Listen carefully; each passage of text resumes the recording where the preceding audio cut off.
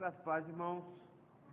Estamos assentados como estamos, abramos as nossas Bíblias na carta de Paulo aos Romanos, capítulo 12.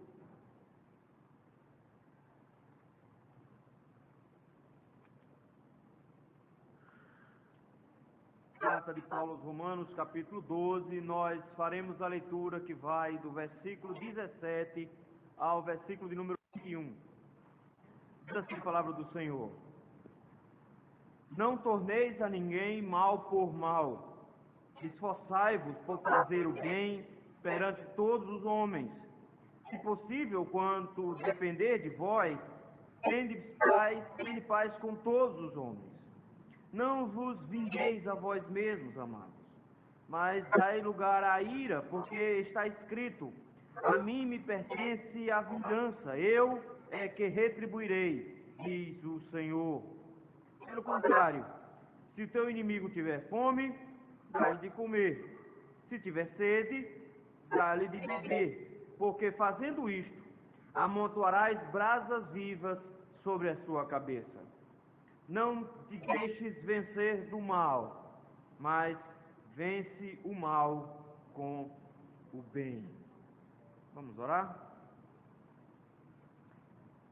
Senhor, meu Deus, nós te agradecemos, meu Pai, a oportunidade de buscar a Tua face, de Te adorar nesta noite.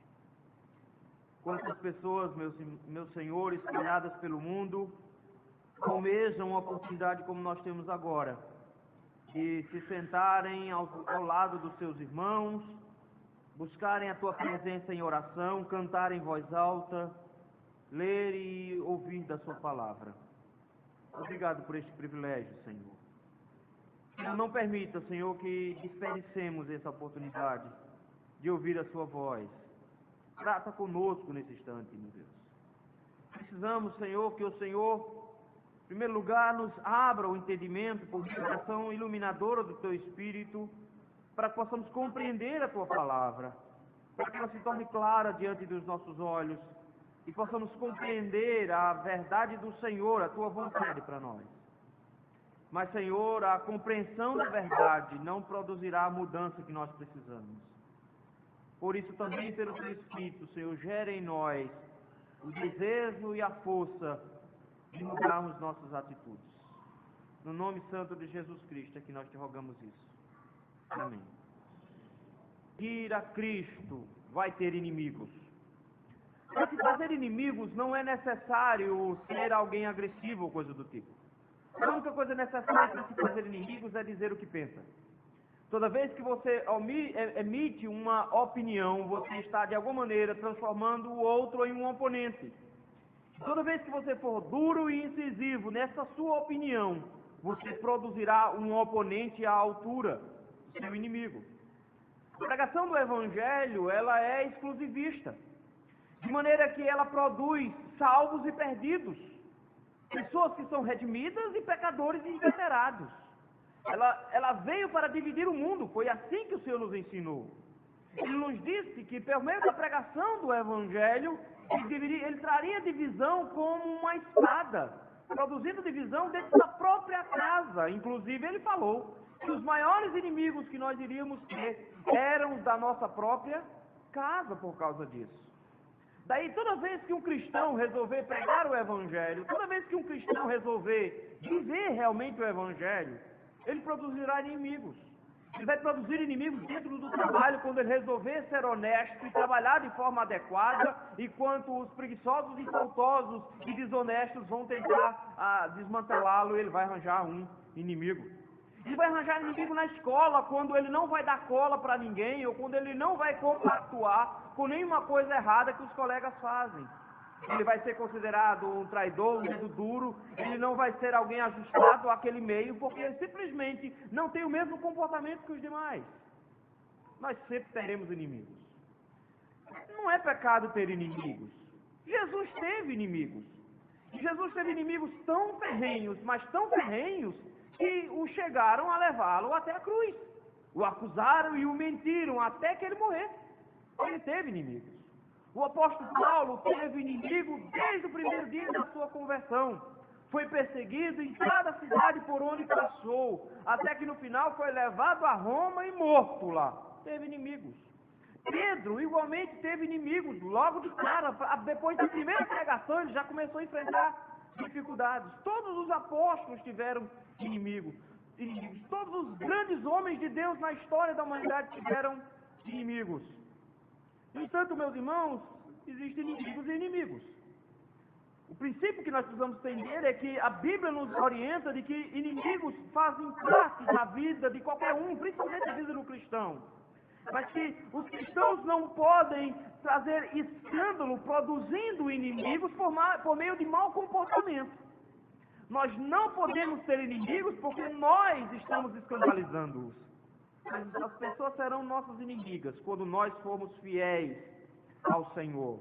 A pregação do escândalo da cruz produz inimigos, mas que não sejamos nós a escandalizar as pessoas, produzindo assim inimigos. A questão que se levanta aí, que se tem debatido, não é de hoje, desde o início da perseguição dos cristãos, era como reagir aos inimigos, como lidar com eles. Como fazer quando você tem aquela pessoa dentro do seu trabalho que implica com você e que tenta de toda maneira te destruir? Como fazer com aquele vizinho que fala mal de você, que te maltrata e que quando pode faz sempre alguma coisa errada? Como reagir como cristão nesses casos, onde as pessoas gratuitamente se levantam contra nós? Principalmente em momentos de perseguição, como nós enfrentamos no mundo hoje, com o islamismo crescendo assustadoramente. Como reagir quando vemos um cristão com uma faca no pescoço sendo degolado friamente? Como reagir a isso? A Escritura nos ensina como reagir a essas situações. E mesmo que nós não gostemos da forma como ela nos ensina a reagir, é a forma adequada que o Senhor quer nos ensinar hoje à noite. O apóstolo Paulo, meus irmãos, a partir do início do capítulo 12, começou a dar os aspectos práticos da doutrina da salvação. Ele gastou 11 capítulos inteiros falando sobre nossa justificação. De como éramos pecadores miseráveis, todos nós, mas de como o Senhor, de uma maneira miraculosa, nos redimiu, nos salvou, nos justificou, trazendo agora paz entre nós e Deus. É com base na salvação que nós adquirimos, com base na misericórdia de Deus em nos salvar, que o apóstolo Paulo diz que nossa vida será modificada. Uma vez crendo e sendo alvo da salvação em Cristo, nós agora temos um comportamento adequado com essa salvação. Então veja, nós não modificamos o comportamento para sermos salvos, porque nós somos salvos, o nosso comportamento é modificado. Por isso que ele diz que a primeira área onde a nossa vida é modificada são nos relacionamentos. Versículos 1 e 2, ele disse que o nosso relacionamento com Deus é modificado. De maneira que nós adoramos ao Senhor, nós cultuamos ao Senhor de forma adequada, com a entrega total da vida. Em seguida, ele nos mostrou que é necessário também haver uma modificação de comportamento, de relacionamento com o nosso irmão. De forma que nós tivemos no mês passado 12 maneiras de você agir com o seu irmão, mesmo que o seu irmão esteja em pecado, esteja em dificuldades e te atrapalhe a vida. Diz como lidar com os irmãos em Cristo. O nosso relacionamento como igreja é baseado na forma como nós somos salvos por Deus e assim nós reagimos aos nossos irmãos.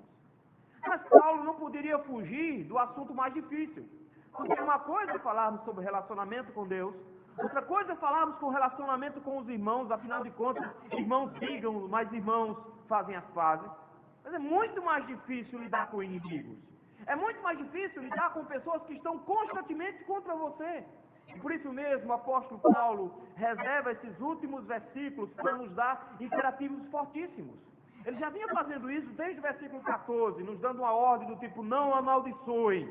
Mas, a partir aqui do versículo 17, ele nos traz mais alguns imperativos do tipo, não retribuam, não procure se vingar, não se deixe vencer o mal por bem.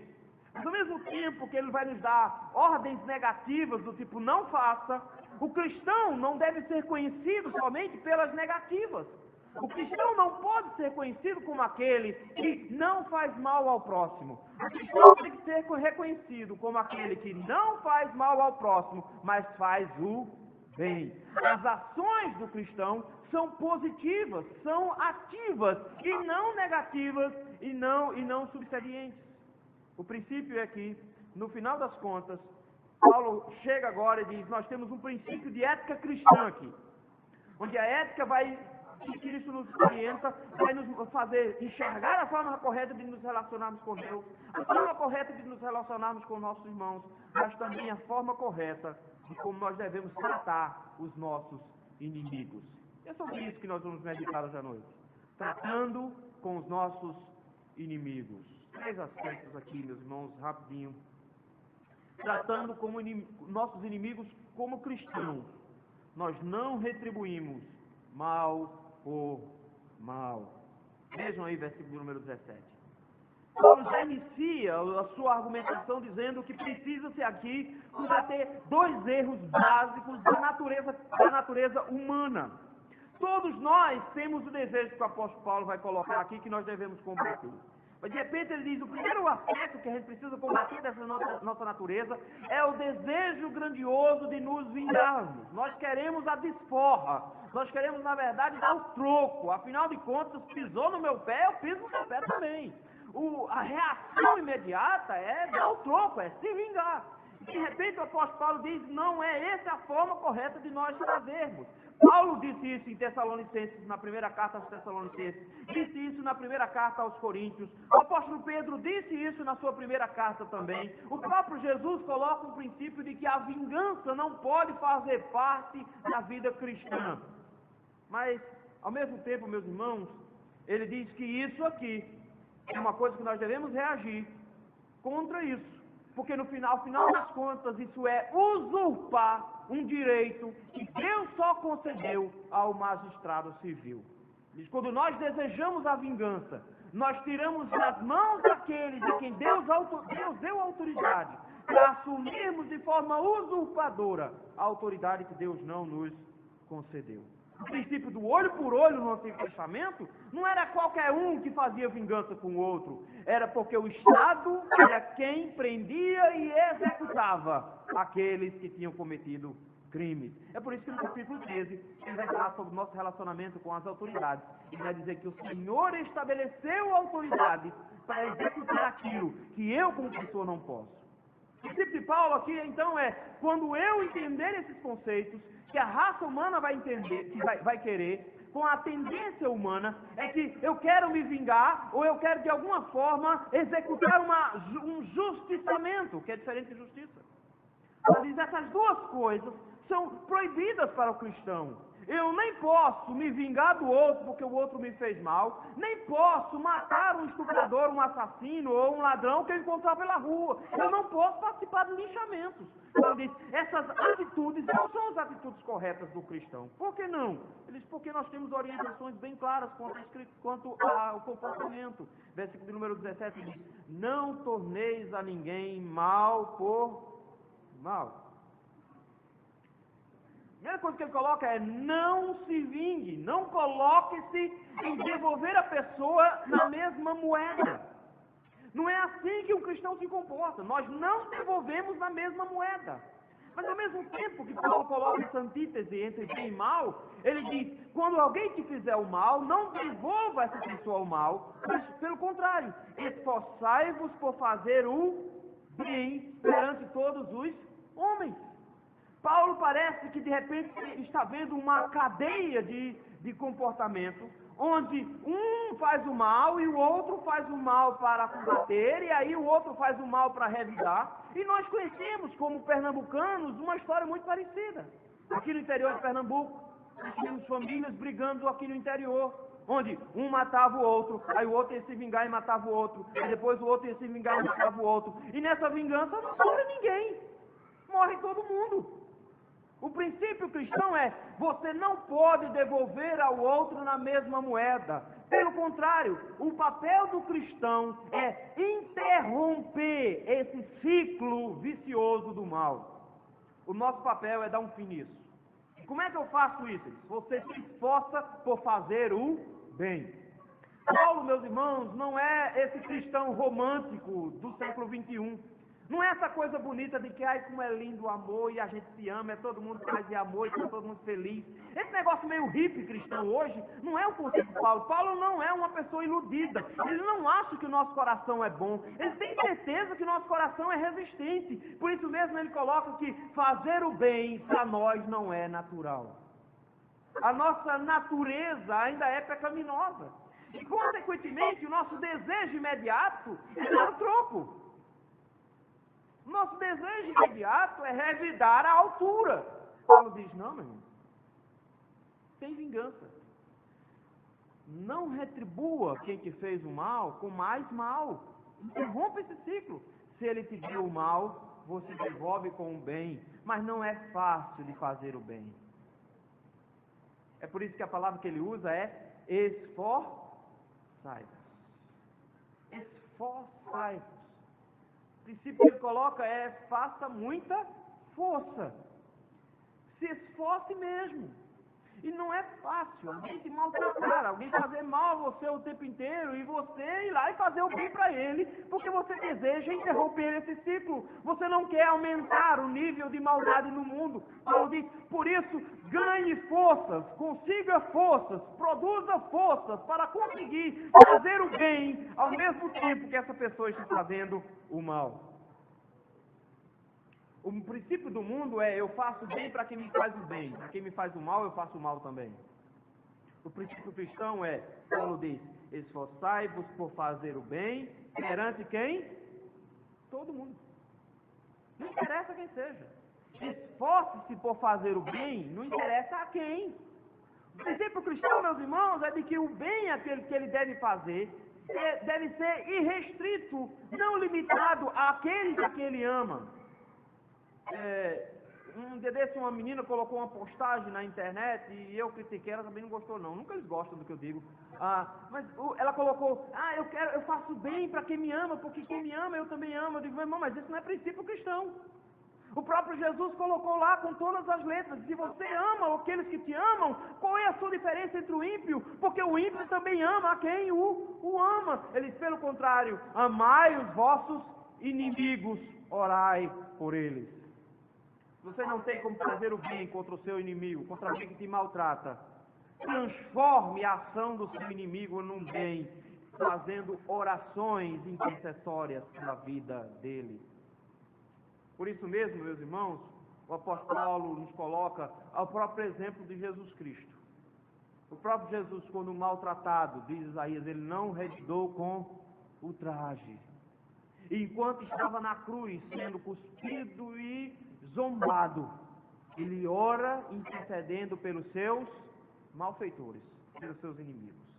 Jesus não estava cercado de pessoas que o amavam naquele momento, mas ele ora pedindo que Deus perdoe os que estavam ao pé da cruz dele naquele momento. O Senhor de repente nos diz, é assim que a gente tem que fazer. Se você não puder fazer muita coisa contra aqueles que estão te perseguindo, ore, interceda por ele. Não é do tipo de interceda, Senhor, bota um câncer nele bem pesado. Não é assim não. Ora, dizendo, Senhor, salva. Porque a melhor maneira do Senhor mudar essa situação de nós sermos inimigos é nos tornando irmãos. Se o Senhor o salvar, ele deixa de ser meu inimigo. Eu faço isso? Não é? Muito difícil. Vou conseguir isso sempre? Não. Versículo número 18. Paulo diz, se possível, quando depender de vós, ele faz com todos. Mas Paulo não é alguém iludido. Ele não traz uma esperança ilusória. Ele diz, sabe o que vai acontecer, meu irmão? Você não vai conseguir ter paz com todos. As pessoas naturalmente vão ter raiva de você. Porque cristão é um bicho chato. Cristão é um cara tão chato que quando o outro fala alguma coisa errada, ele acha que tem o direito de revidar.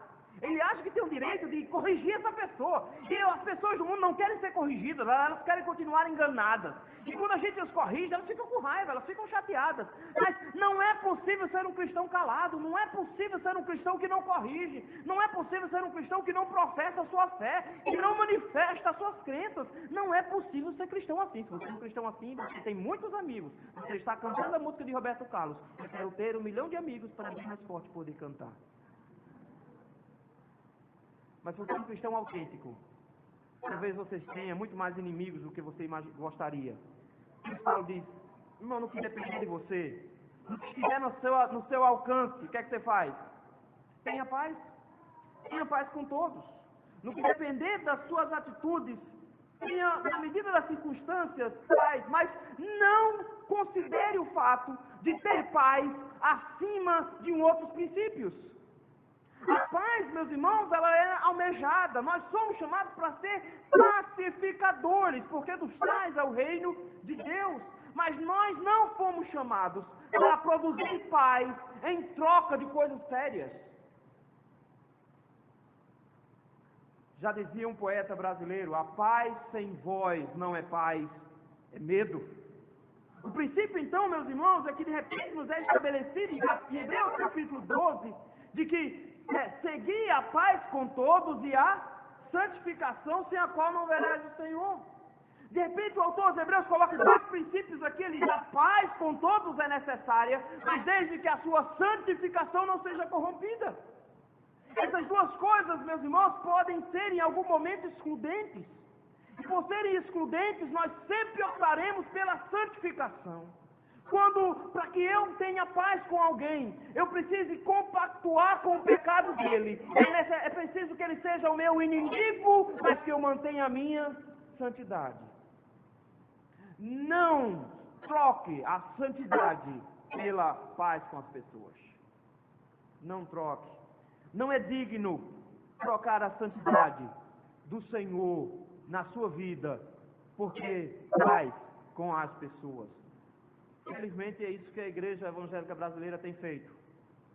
Trocado a santidade, a separação do mundo, em nome de um amor para que o mundo possua por eles. O problema é que a Bíblia diz que quando nós amamos o mundo, o amor do Pai não está em nós. Porque eles estão trocando a santificação pela paz. E não é esse o alvo dos cristãos. Somos pacificadores. Além disso, meus irmãos, nós não podemos abrir mão da paz quando precisarmos sacrificar princípios cristãos.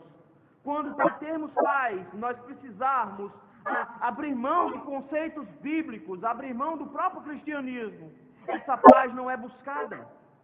Por isso o princípio da reforma protestante sempre foi esse, de que nas pequenas coisas nós vamos tentar manter a paz. Mas se não for possível manter a paz, porque nós precisaremos negociar princípios cristãos, ele diz, nós faremos inimigos, sem nenhum problema. Nós não podemos negociar a nossa fé para mantermos comunhão com as pessoas. Não é possível fazer isso. O problema é que nós vivemos num mundo de covardes. E a covardia tomou tão conta de nós, que nós preferimos temer aos homens do que temer a Deus.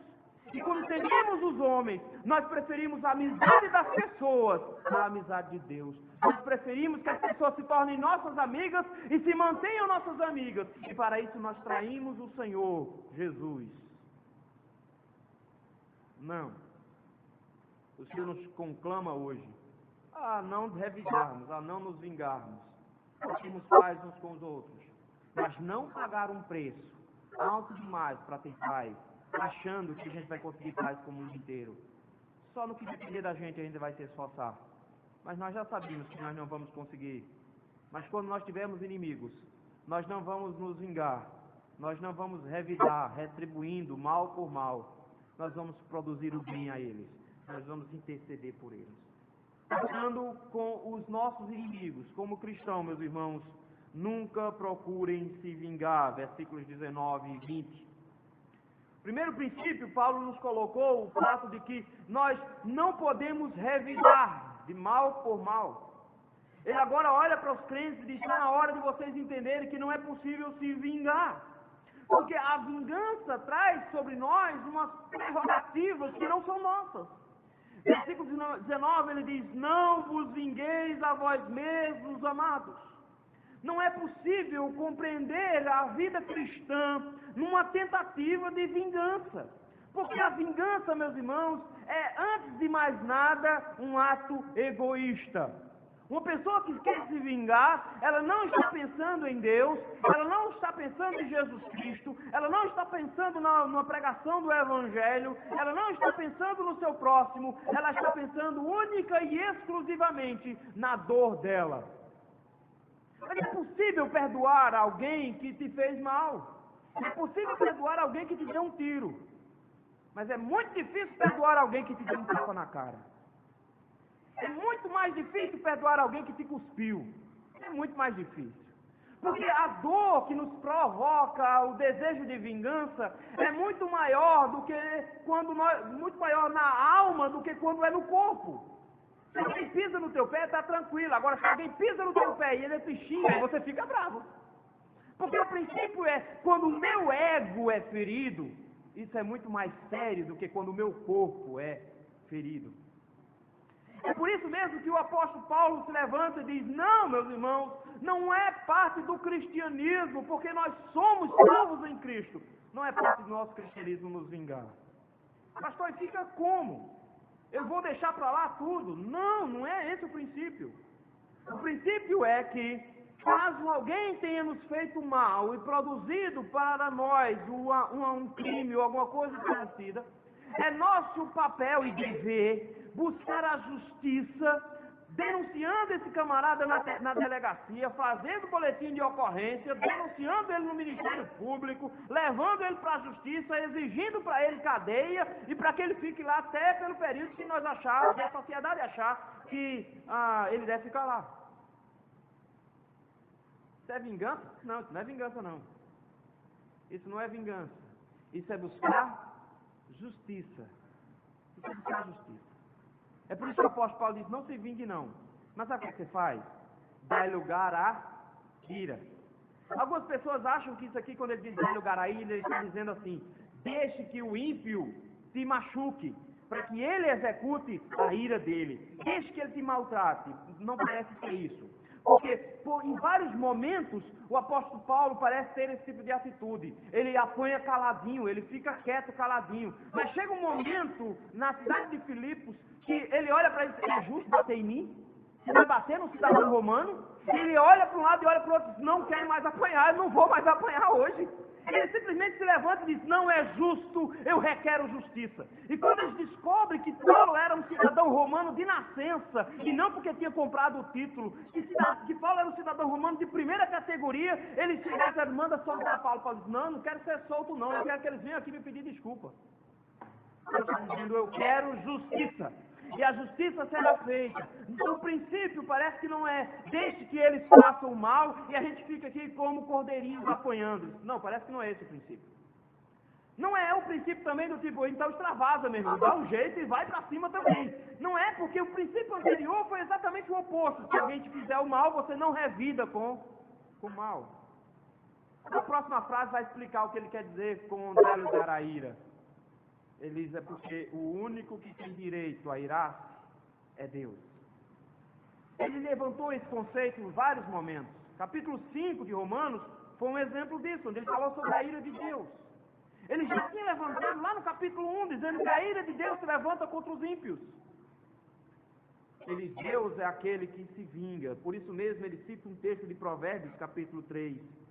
Ele diz, dai lugar à ira, porque está escrito, a mim me pertence a vingança, eu é que retribuirei, diz o Senhor.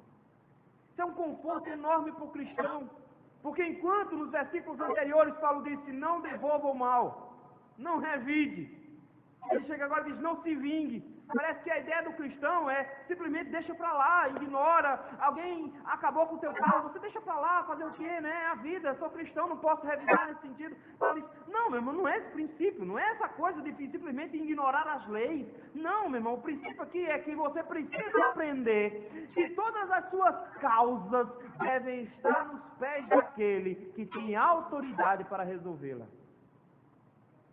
Deus é o nosso vingador. Não são os vingadores da TV. Uma das frases interessantes naquele filme, no primeiro filme, Os Vingadores, que Tony Stark diz para Loki, que é o inimigo, ele diz, não, a gente não vai perder essa guerra, mas nós pelo menos vamos nos vingar. Daí o termo vingadores. Deus disse, não, você não pode ser um vingador. Porque só tem um vingador, que é Deus. O princípio que ele coloca aqui é, ao invés de você querer revidar, ao invés de você querer se vingar, faça uma coisa muito melhor. Coloque na mão daquele que irá exercer a vingança de forma adequada. E isso acontecerá de duas maneiras, meus irmãos. Capítulo de número 13. Acontecerá, Deus executa a sua vingança por meio do Estado.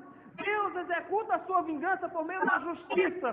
Deus executa a sua vingança por meio da polícia. É assim que Deus executa a sua vingança. É por isso mesmo que Paulo vai dizer que ele deu a espada ao Estado para que o Estado seja a mão vingadora do Senhor. O princípio, então, aqui por trás é que, como cristãos, quando nós temos inimigos que nos produzem o mal e nos produzem violência, nós denunciamos ao Estado, porque o Estado é a mão vingadora de Deus na terra.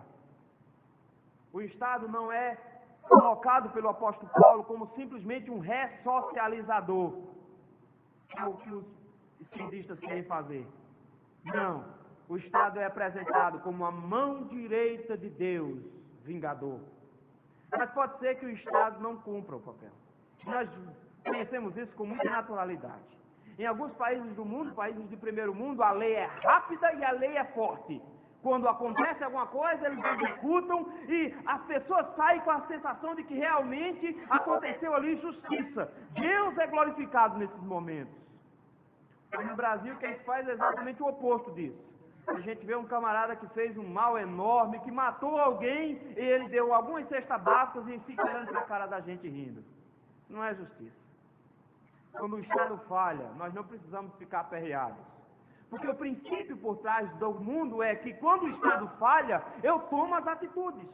Os irmãos acham que está havendo tanto lixamento, tanta morte de gente na rua aí, quando pega um ladrão agora, o ladrão diz, chama a polícia, chama a polícia. O mais ladrão que é hoje, quando pegam ele, é que chama a polícia. Porque pelo menos que a polícia não pode mais nem relá-lo. Mas o povo da rua não só rela. O princípio aqui por trás é, mesmo que a justiça esteja sendo corrompida e não esteja sendo executada de forma correta nas ruas, Cristo há de executar a justiça verdadeira no último dia. Os santos, diz as Escrituras lá no livro de Apocalipse, que ele viu uma grande multidão de homens que tinham morrido, e nós vamos descobrir que eram decapitados, e eles estavam diante do trono do Senhor, e eles oravam de dia e de noite, perguntando, Senhor, até quando vingarás o nosso sangue? Senhor, até quando nós vamos esperar a justiça? Senhor, até quando nós vamos ficar esperando aqui que o Senhor vingue-se daqueles que nos arrancaram a cabeça? E o Senhor olha para eles, e o texto diz, e o Senhor deu para eles um presente, o Senhor deu para eles roupas brancas, para que eles vestissem a roupa branca. Ele espera mais um pouco, meu filho, porque ainda não completou-se o número dos salvos, mas quando chegar a hora vocês vão ver. E quando você chega lá no final do capítulo, do capítulo 20 de Apocalipse, você vai ver o Senhor levantando-se para julgar as nações, e ele nos diz que chegam então presentes todas as almas dos decapitados, e eles verão Jesus Cristo julgando todos aqueles que os mataram, e eles se satisfarão com a justiça que Cristo há de executar. Ninguém vai ficar chateado com Jesus. Ele vai ser justo e julgará os nossos inimigos de forma adequada. Mesmo que a justiça na terra falhe, a justiça dos céus jamais falhará. Paulo diz, meu irmão, para que você precisa se vingar? Porque a vingança não vai te produzir satisfação, mas entregue na mão daquele que tem o direito e o dever de vingar. Coloque nas mãos do Senhor, porque quando você colocar nas mãos do Senhor, a vingança dele será muito maior e muito mais profunda do que tudo aquilo que você acha que poderia fazer em matéria de justiça contra aquela pessoa que fez o mal. Ele diz, não, entregue pelo Senhor. Essa é a atitude correta a ser feita. Isso nos leva, meus irmãos, a uma coisa interessante no versículo número 20. Não é só um aspecto negativo, é um aspecto positivo. O que eu vou fazer com esse inimigo se eu não posso me vingar dele? Vou entregar para o Senhor e está resolvido. Agora eu fico intrigado dele, ele fica lá e eu fico aqui, eu fico só esperando o dia que o Senhor vai meter a mão nele. É isso que eu faço? Ele disse, não, meu irmão. Pelo contrário. Qual é a atitude que você tem que tomar? Se seu inimigo tiver fome, dá de comer. Se seu inimigo tiver sede, dá de beber. Isso aqui é interessante, meu irmão, porque o princípio que ele coloca aqui é: se alguém matou alguém da sua família, você vai denunciá-lo e ele vai para a cadeia. E você vai lá levar a comida para ele e evangelizá-lo na cadeia. O princípio aqui é do tipo: você vai continuar fazendo o bem para essa pessoa. Porque a tentativa será de salvar essa pessoa, Paulo diz, porque quando você faz o bem a essa pessoa, quando você supra as necessidades dessa pessoa, mesmo que ela seja uma inimiga sua, ao invés de você se vingar, você faz o bem a ela, o texto diz: você amontoará brasas vivas sobre a sua cabeça. Há algumas concepções sobre o que sejam essas brasas vivas aqui. Alguns dizem que é o fato de que no último dia o Senhor derramará fogo sobre os seus inimigos. E seria aqui, então, juntar um pouquinho mais de brasa naqueles a que fizeram mal ao povo de Deus. Eu não sei se seria bem isso. Porque parece um pouco um outro conceito. Entre os egípcios existia o costume da pessoa pegar uma vasilha cheia de brasa e levar quando ela estava muito arrependida por alguma coisa que ela fez. Na ideia de que ela era um símbolo do seu arrependimento, e ela carregava essa vasilha de brasa na cabeça. Pode ser que ele esteja usando a imagem de uma dor na consciência, porque essa pessoa fez o mal, e mesmo tendo feito o mal, a pessoa quem foi alvo dessa maldade continua praticando o bem para essa pessoa. E isso vai produzir nela uma mortificação, porque a sua consciência será afetada. Eu creio que seja isso que o texto esteja dizendo. Está dizendo: ao invés de você querer se vingar do seu vizinho, aquela praga, empresta açúcar para ele, faça uma comida e divida com ele, se informe quais são as necessidades dele, pague a conta de luz atrasada dele. Eita, aí é muito amor, né? Se você perder, compra um tipo de feijão. O princípio é: não se vingue, entregue ao Senhor, que Ele tomará as providências. Enquanto o Senhor toma as providências, faça o bem para essa pessoa. Cuide dessa pessoa. Não deixe ela passar necessidade, numa tentativa de fazer com que essa pessoa tenha sua mente aguçada e ela se arrependa do mal que ela está fazendo. Tratando com os inimigos como cristão, Paulo encerra dizendo: não se deixe vencer do mal. Paulo, meus irmãos, nessa última antítese, ele precisa agora fechar todo o material. E ele faz uma síntese de tudo que vinha antes. O que ele colocou desde lá do início é de que nós temos agora uma série de atitudes a tomar. Por exemplo, nós não podemos amaldiçoar o outro. Ao invés de amaldiçoar, nós temos que abençoar. Nós não podemos retribuir o mal por mal com o outro. Não, nós temos que, de alguma maneira, orar por ele, fazer o bem a ele, e faz com ele. Nós não podemos nos vingar, tem que entregar ao Senhor e continuar fazendo bem para essa pessoa. Mas Paulo termina agora dizendo: está na hora dos crentes aprenderem que é necessário encerrar uma continuidade do mal. O princípio que Paulo levanta no versículo 21 é que já tem mal demais no mundo. E se já tem mal demais no mundo, e alguém produziu mais mal contra você, por que você iria produzir mais mal ainda devolvendo a ela? O princípio que Paulo coloca é que está na hora dos crentes aprenderem de que a única coisa que eles podem produzir são frutos dignos, são frutos de um cristão, é o bem. Aí, por isso mesmo, Paulo diz que é uma guerra que nós travamos. Paulo nos coloca, meus irmãos, diante dos nossos relacionamentos com os nossos inimigos, em uma guerra não contra o nosso inimigo, mas contra nós mesmos. É por isso que ele vai colocar em Efésios, dizendo que nossa luta, nossa guerra não é contra carne ou sangue, mas é contra principados e potestades nas regiões celestiais. Nossa luta é contra o Satanás e é contra nós mesmos. De repente ele nos desafia para o fato de que quando nós nos depararmos com os inimigos, nossa atitude para com eles não deve ser a atitude de um inimigo, mas nós devemos encarar a nós mesmos como inimigos. O maior inimigo que nós possuímos somos nós. Porque em nosso coração existe o mal. E o mal sempre nos dará maus conselhos. Quem da minha idade assistia muito desenho animado. E se lembra que na nossa idade, quando eu era pequeno, tinha sempre aquelas coisas de ficar um anjinho bom e um demôniozinho do lado, dando maus conselhos e bons conselhos, aquele negócio, não era? Paulo diz, toda vez que você se deparar com o seu inimigo, você terá diante de você uma guerra. Revidar ou não revidar? Me vingar ou não me vingar? E diante disso, Paulo diz, toda vez que você decidir se vingar, você perdeu. Como é que eu perdi? Você foi vencido pelo mal. Paulo nos coloca, meus irmãos, uma coisa que é óbvia. Toda vez que eu pratico o mal, eu não conseguirei satisfação, porque o mal não produz satisfação. O mal produz ainda mais mal. Por isso mesmo ele nos coloca o fato de que se eu começar a quebrar esses princípios anteriores, Paulo diz, eu serei um agente do mal, da mesma maneira como o meu inimigo foi. Qual é a recomendação? Não seja um derrotado. Não seja um derrotado. É incrível porque parece que os cristãos acham que ser vitorioso é um negócio ser diferente. Afinal de contas, quem te viu que passou pela prova e não te ajudou, vai te contemplar. E sua vitória vai ter sabor de mel. Isso é vingança. Isso é exatamente o oposto do que Jesus nos ensinou. E parece que isso é uma vitória do bem, porque eu faço parte do bem, estou do lado de Jesus, eu vou ganhar, e esse Jesus não é o da Bíblia. Porque Jesus da Bíblia diz que você não pode produzir mal, achando que isso é bom. Porque quando você deseja essa vingança contra o seu inimigo, quando você a pratica, você fez mal também. E se você fez mal e ele fez mal, quem são os maus na história? Todo mundo vai para o mesmo lugar. O que vai ter de intrigado no inferno, meu irmão, não é brincadeira. O problema é esse. Não vai ter nenhum desses intrigados no céu. Não vai dar para entrar intrigado lá.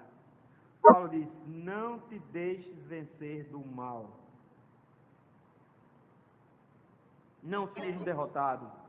Porque quando você pratica o mal, você não tem uma vitória com sabor de mel. Quando você pratica o mal, você tem uma derrota com sabor de fel. Você se igualou ao ímpio, você se tornou tão mal quanto ele. Como é que eu faço agora? Simples. Vença o mal. Paulo nos convida agora a sermos vitoriosos. Como é que eu me torno vitorioso contra os inimigos que me maltratam? É simples. Só existe uma maneira de vencer o mal. É praticando o bem. Não existe uma maneira diferente de fazer isso. Não existe uma forma fácil de fazer isso. No filme de Star Wars, existe uma disputa o tempo todo entre o lado negro da força e o lado bom da força. E nessa disputa, o tempo inteiro, nós vemos muita gente migrando para o lado mal. E uma das coisas interessantes que, de alguma forma, George Lucas levantou, e que é um princípio cristão, é que se você já usa as mesmas armas do inimigo, mesmo que você esteja lutando contra ele, você faz parte do mesmo grupo. Você faz parte do lado negro. E Paulo coloca esse princípio. Nós precisamos entender que se nós começarmos a usar as armas das trevas contra os nossos inimigos, nós não nos diferenciaremos deles. Nós seremos praticantes do mal. A forma como o Senhor nos orientou para que nós possamos vencer o mal é praticando o bem. Pratique o bem. A vida vitoriosa do crente, meus irmãos, vem assim. Mas isso é fácil? Que nada. É muito difícil. Eu diria até, é impossível para aqueles que não têm o Espírito Santo do Senhor. Só existe uma maneira, meus irmãos, de corrermos por esses princípios, com muita luta e com muita dificuldade. É com muita oração, jejum, cheios do Espírito Santo. Não existe como praticar isso aqui se você estiver cheio de pecado, com a vida completamente distanciada dos caminhos do Senhor. Somente ajoelhado debaixo da cruz de Cristo, você vai poder ter o mesmo sentimento que houve em Cristo Jesus. A não ser, os nossos sentimentos serão distintos. Serão diferentes disso aqui. Nós não podemos agir de forma diferente disso. Mas, meus irmãos, quando nós olhamos essas três atitudes que o apóstolo Paulo nos levanta aqui, nós precisamos reconhecer que somente uma pessoa conseguiu cumprir isso aqui. Somente Jesus Cristo conseguiu fazer exatamente as coisas que nós encontramos aqui. Somente Ele, meus irmãos, não tornou o mal por mal. É bem verdade que quando ele estava na cruz sendo injuriado, ele podia requerer ali uma legião de anjos e eles viriam na maior velocidade possível e o salvaria de lá e mataria todos aqueles que o estavam injuriando, mas ele não desejou o mal naquelas pessoas. Ele não conseguiu em sua vida ser amado por todos, teve muitos inimigos, mas no que dependeu dele, ele foi e não negociou a sua mensagem para conseguir amigos. Ele, da mesma maneira, meus irmãos, nunca buscou vingança. Pelo contrário, orou por aqueles que o perseguiam. E no momento mais difícil, no momento da sua morte, ele intercede pelos seus discípulos e intercede pelos seus inimigos. E foi ouvido pelo Senhor, porque mesmo que o Senhor tenha tomado vingança dele, ele mesmo disse que isso iria acontecer. Quando caminhando pelas ruas estreitas de Jerusalém, carregando a cruz, viu mulheres chorando, porque ele estava sendo morto, e ele olhou para elas e disse: não chore por mim, chore pelos seus filhos, porque se assim queima lenho verde, imagina lenho seco. O princípio que ele colocou era: vocês queimarão. E no ano 70, menos de 30 anos depois da morte de Jesus, Roma invade Jerusalém, matou quase todo mundo que estava lá, arrastou Pilatos, aquele mesmo que lavou as mãos para deixar Jesus ir para a cruz, arrastou Pilatos com cavalos pela cidade, e ele deixou pele em toda a rua de Jerusalém. Deus se vingou. Mas ao mesmo tempo a oração de Jesus foi ouvida na sua intercessão.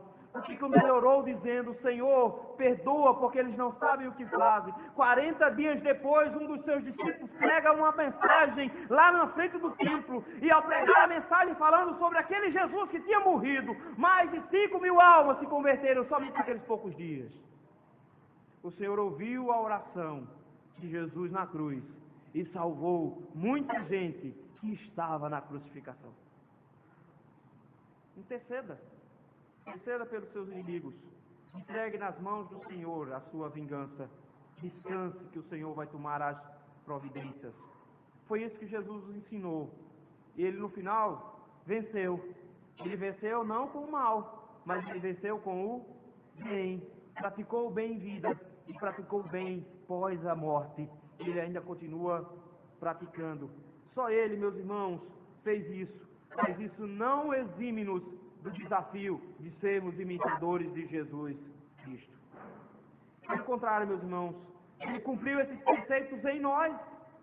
Nós costumamos achar que nós somos bonzinhos demais. Mas não esqueçam que o apóstolo Paulo mesmo disse que nós éramos inimigos do Senhor. E quando nós éramos inimigos do Senhor, o Senhor não nos tratou da maneira como nós queremos tratar os nossos inimigos. Quando nós éramos inimigos do Senhor, Ele demonstrou o seu próprio amor para conosco, morrendo na cruz, sendo nós ainda pecadores. Ele demonstrou o seu amor, Ele fez-nos o bem quando nós éramos inimigos. Inimigos dele. O princípio aqui por trás, queridos, é que não era possível ser um isentão, não era possível ficar alheio. Ele diz: não, todos nós éramos inimigos do Senhor, mas Jesus demonstrou isso na prática, quando eu e você fomos alvos do amor e do perdão dele, quando nós ainda éramos inimigos. E se ele fez isso comigo e com você, por que é que eu e você achamos que não devemos fazer isso com o nosso próximo? Eu e você fomos alvos dessas instruções aqui do Paulo. Cristo fez isso que Paulo está falando aqui, comigo e com você, para que eu e você replicássemos isso lá fora. O princípio então agora, meus irmãos, é que nós somos cristãos. E como cristãos nós somos imitadores de Cristo. E se nós somos imitadores de Cristo, está na hora de nós mudarmos a realidade dos crentes. Uma das coisas que Gandhi dizia, com todas as suas falhas e erros e heresias que ele pregava, ele disse uma coisa que deveria nos servir de alerta. Ele dizia que o Cristo era fantástico, o problema eram os cristãos. E ele estava certo, porque os cristãos não fazem aquilo que Cristo ordena. O Senhor nos convida agora a seguirmos os passos de Jesus. Da mesma maneira como ele, nós não vamos revidar. Da mesma maneira como ele, nós não vamos pagar o mal com o mal. Pelo contrário, nós vamos fazer o bem a todos. No que depender da gente, nós não vamos ter inimigos. Mas se for para negociar a pregação para não ter inimigos, de jeito nenhum. Vou continuar fazendo inimigos para pregar a verdade. vou continuar fazendo inimigos para continuar sendo santo. Não comprometeremos a nossa santificação e a nossa pregação para termos amigos. Teremos inimigos, mas nós não vamos revidar. Nós não vamos nos vingar. Nós temos um Deus que faz isso por nós. Quem sou eu para tentar fazer uma vingancinha, coisinha, pouquinha? Não, eu entrego na mão daquele que se vinga de verdade. Se vinga por mão do Estado. Se vinga por mão eterna no final, no dia do juízo final. Mas ele estará sempre nos recomendando o fato que está na hora dos crentes aprenderem a fazer o bem a quem só sabe fazer o mal. Porque quando a igreja do Senhor toma as mesmas atitudes que o mundo, quando a igreja do Senhor age de forma maldosa, como o mundo age, ela não é uma vencedora, ela é uma perdedora. Ela foi derrotada pelo mal. Nós vamos agora aprender a derrotar o mal, usando as armas certas, usando as armas do bem. Que o Senhor nos ajude a sermos imitadores de Jesus Cristo. E agradecemos a Ele por nos tratar desse jeito, como nós éramos inimigos dele.